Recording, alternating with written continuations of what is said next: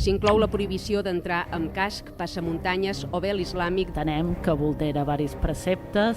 I les lleis d'aquest país no són com la xària. Com serà la convivència d'aquest grup de 17 regidors a partir d'ara? La situació està malmesa.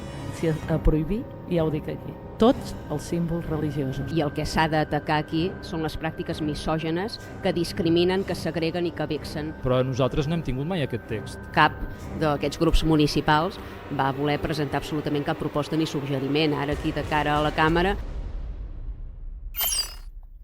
per raons de seguretat i amb voluntat d'evitar la discriminació per raó de gènere dins els equipaments municipals i molt especialment dins les escoles públiques del nostre municipi i garantir, per tant, els drets i deures de tothom, s'inclou la prohibició d'entrar amb casc, passamuntanyes o vel islàmic dins les instal·lacions i aules municipals, quedant expressament exclosos aquells elements de cobertura que obeeixin a raons oncològiques o mèdiques. Aquesta normativa s'empara en la finalitat legítima d'aquest consistori de garantir la seguretat del conjunt d'usuaris d'aquests equipaments municipals i de les escoles i de garantir alhora un entorn neutre, lliure de manifestacions visibles, de conviccions que vulnerin els drets bàsics de les persones, com els vulnera el vel islàmic misògen i fonamentalista. Ara obriríem tanda d'intervencions. No sé si hi ha cap regidor que vulgui intervenir. Senyora Pérez. Bon vespre. Primerament voldria demanar si podríem deixar les ordenances sobre la taula i especialment l'article 18 a l'espera de que el secretari fes un informe sobre la legalitat del dit article, perquè entenem que vulnera diversos preceptes, tant legals com internacionals i així mateix les normes europees. Cap altra intervenció, senyor Pérez? Sí, bon vespre a tothom. Des del nostre grup, de fet, en aquesta proposta de modificació d'ordenances hi ha punts que ens semblen més que correctes i que creiem que seria important que es poguessin incorporar en l'ordenança de civisme. Altres que pensem que s'haurien de treballar molt millor a nivell conceptual i, per tant, penso que aquí hi ha feina per fer i per treballar. I d'altres que, evidentment, no ens semblen bé, entenent que estem parlant d'una ordenança de civisme, que és una ordenança que al final regula la convivència entre tots els ripollesos. Penso que hauríem d'intentar buscar una majoria qualificada si hem de fer una modificació i, com dic, que hi ha propostes que ens semblen bé, que creiem que serien importants d'incorporar-les. De moment, tal com està, si valorem tot el conjunt, no hi donaríem suport i bé, en aquest cas, si no juguem al tot o res, segurament podem trobar el camí del mig. Senyora Llimós. Bona nit a tothom. Nosaltres també demanaríem de deixar-ho sobre la taula, bàsicament perquè també pensem que hi ha alguns punts que demanaríem d'una reunió per poder-los parlar amb més detall. I ja que parlem de convivència, també voldríem demanar com serà la convivència d'aquest grup de 17 regidors a partir d'ara. Una mica si continuarà amb la línia de fins ara o tindrem mà estesa, podrem dialogar, estarem bàsicament fins i tot posicionar-se una mica si quan arribem tindrem una salutació, vull dir que parlem d'aspectes molt i molt bàsics que en cap cas fem extensible a tot l'equip de govern. Hi ha moltes persones aquí que sempre hem mantingut una cordialitat, però no ha estat així en moltes ocasions, en la majoria d'ocasions.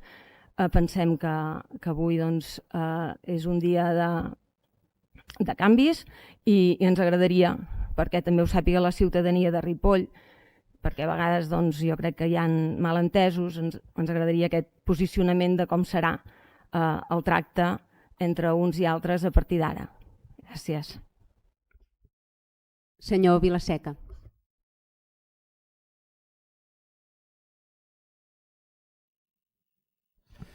Bé, bona nit i bona nit a tothom. Des del nostre grup municipal nosaltres votarem en contra d'aquestes ordenances, aquesta aprovació inicial, bàsicament perquè creiem que el concepte que té aquesta modificació de les ordenances és un aspecte més aviat restrictiu de la llibertat, no pas d'oferir llibertat. En aquest sentit, trobem exemples clars com el dret de poder doncs això, expressar-se, no? En el sentit de, segurament si hi ha alguna cosa que potser caldria, no? Modificar en les ordenances és el fet de que hi haguessin doncs, uns certs espais, no? En què la gent pogués, doncs, les entitats poguessin penjar els seus cartells, que poguessin doncs, difondre algunes de les seves propostes. Entre d'altres, tampoc entenem el fet que no es deixi jugar els nens a les places i als carrers. En aquest sentit, aquesta setmana va sortir la notícia que em sembla que és a Sarrià, a Barcelona, el síndic de Greuges va aportar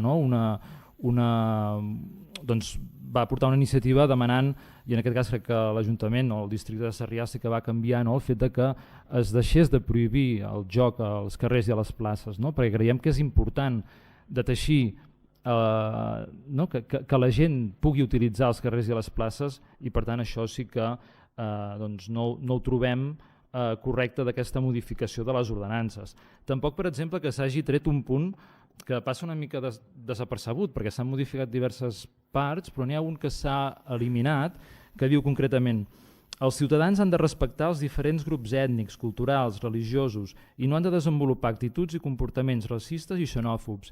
I s'ha eliminat de les ordenances.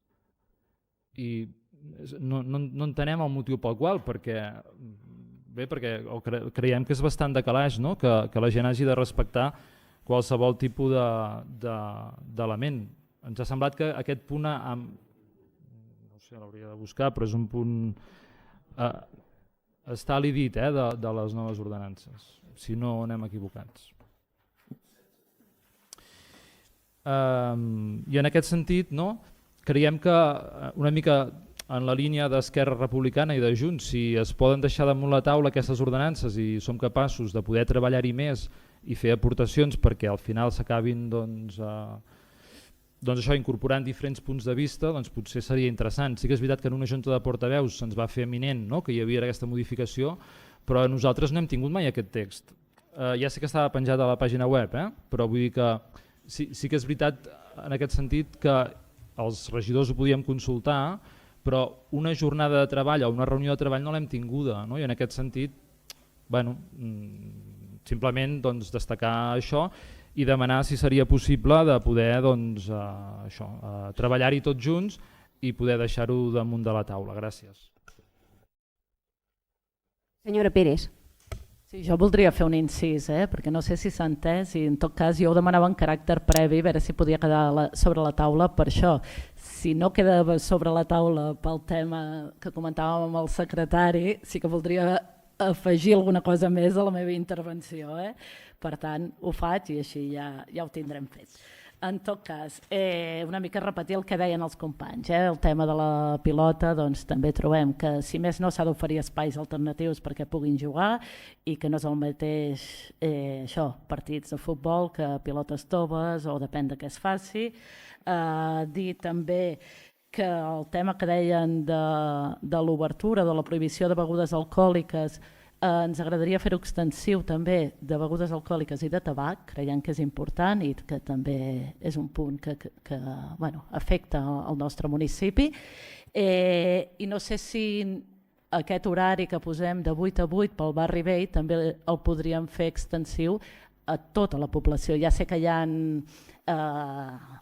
supermercats i d'això, però aquests que fos a dintre del seu horari habitual i d'alguna manera regularitzar-ho en aquest sentit, com a idea, vull dir, ja està. Llavors el tema que he comentat de l'article 18, assenyalar també el que deia el company Dani Vilasec en referència al punt 16.3 que ha sortit, que era aquest esment als comportaments racistes i xenòfobs, i assenyalar una altra cosa de l'article 16, que és el punt 16.2, que per nosaltres també és important, perquè desapareix la menció ripolleses i ripollesos per englobar els ripollesos.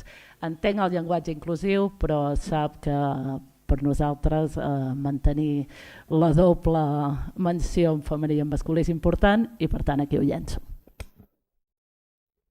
Senyor Colomer, no sé si es vol pronunciar.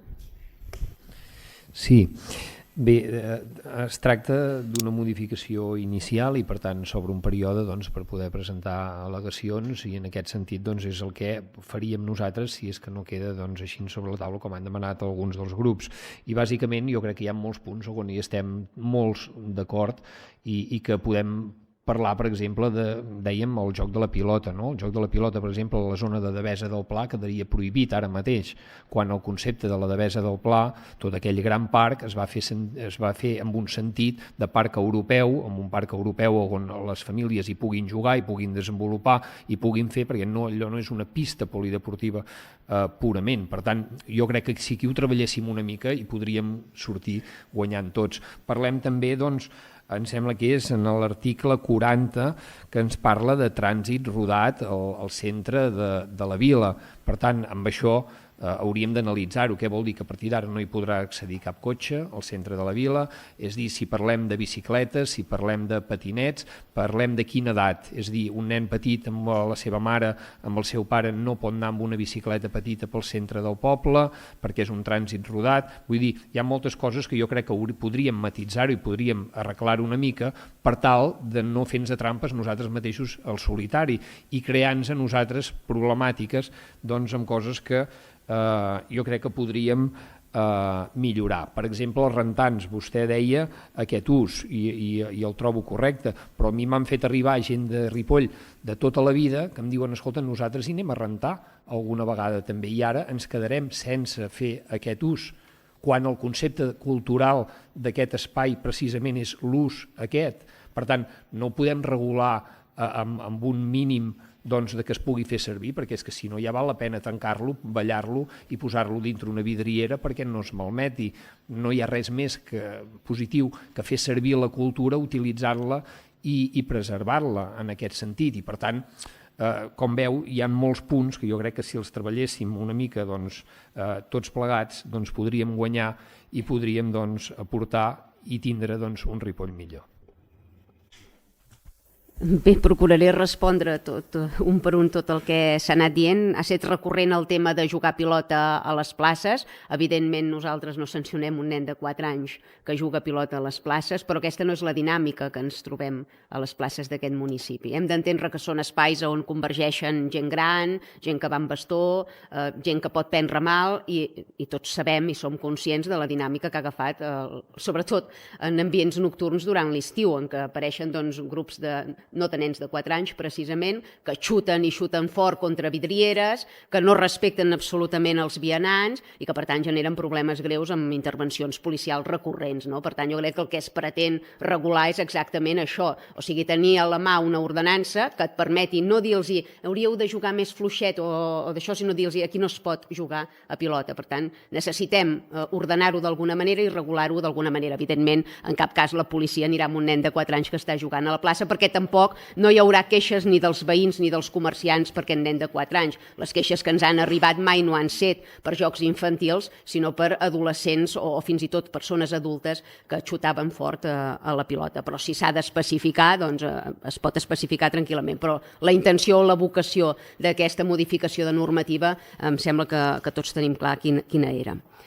Pel que fa a les bicicletes i patinets, sí que vol incidir aquest govern en erradicar aquest fenomen. Tampoc ve ser la mateixa casuística. Un nen de 4 anys que va amb un patinet que no és elèctric, ningú el multarà, ningú li dirà res. Però reiteradament hem hagut de sancionar persones adultes que estan anant en patinets sense el casc, que estan anant a velocitats i fins i tot en contradirecció i que per tant atempten contra la integritat física dels vianants que puguin estar circulant. I això és el que pretenem d'alguna manera regular. De fet, si se n'han adonat, hem afegit cartelleria nova al municipi per intentar incidir especialment en aquest factor. Hi ha hagut molts expedients sancionadors al respecte i pensem que hem millorat molt la situació vist el moment d'entrar, en què realment hi havia moltes queixes veïnals i ara, tot i que sí que encara hi ha algun episodi d'incívics, és molt menys recurrent. Pel que fa a les begudes alcohòliques, vostè comentava, senyora Xantal, si es podia fer extensiu a fora del barri vell.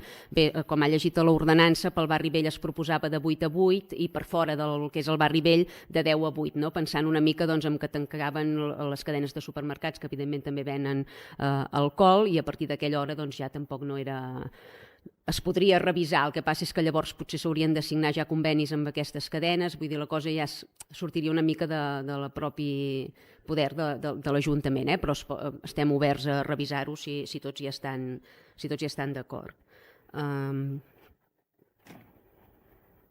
El fet de que ara em comenti, per exemple, el grup de la CUP, clar, ara em diuen que volen aportar i que volen fer suggeriments, però és que aquest text està penjat, hi ha hagut consulta prèvia i no ens han fet arribar cap proposta i de fet vostè mateix ho ha reconegut a la Junta de Govern, els vam fer avinents que volíem fer aquestes modificacions i que estàvem oberts evidentment a escoltar les propostes de tots els grups municipals i a debatre-les, a consensuar-les, el que fos. Cap d'aquests grups municipals va voler presentar absolutament cap proposta ni suggeriment. Ara aquí de cara a la Càmera sembla que tots vulguin reunir-se i tots vulguin consensuar i que sigui l'equip de govern el que es nega a mantenir reunions i res més lluny de la realitat. Nosaltres estàvem oberts i continuem estant oberts a parlar amb tots els grups de l'oposició. Altra cosa, senyora Montsina Llimós, és el tracte personal que evidentment ha quedat molt malmès, no ja només del primer cordó sanitari, sinó de tota la dinàmica que ha anat prenent aquesta qüestió, especialment també ara amb la moció de censura que ens han estat a punt de plantejar. Per tant, jo em centraria en defensar tots plegats els interessos dels ripollesos i en tenir un tracte amable quan es tracti de beneficiar Ripoll i els ripollesos i no entraria en qüestions personals en què, evidentment, la situació està malmesa. I per part meva, si estan disposats realment a consensuar unes ordenances, a pactar-les, a fer aportacions, a fer suggeriments, a millorar algunes de les aportacions que hem fet nosaltres estem disposats a deixar les ordenances al cim de la taula amb el compromís de que ens emplacem i de manera imminent a poder fer totes aquestes trobades i mirar d'aprovar unes ordenances que beneficin Ripoll i els ripollesos el més aviat possible. Si tots els grups estarien disposats a mantenir aquestes converses, per nosaltres no hi hauria problema, deixaríem avui les ordenances al cim de la taula i ens emplaçaríem a fer aquestes reunions.